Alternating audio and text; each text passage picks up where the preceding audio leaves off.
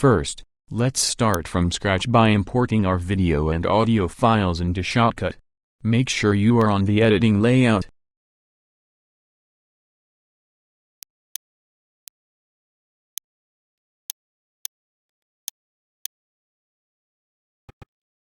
Right-click your video on the timeline, then select Detach Audio. This will separate the audio track from the video. Select the audio track, then press Delete to remove it. From the playlist, drag your audio file onto the audio track.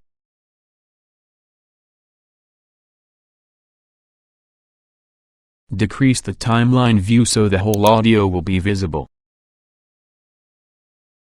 Grab the end of the audio to the left so it will match the video length.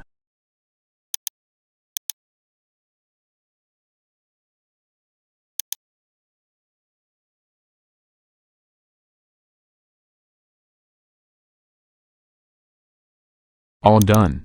Please subscribe.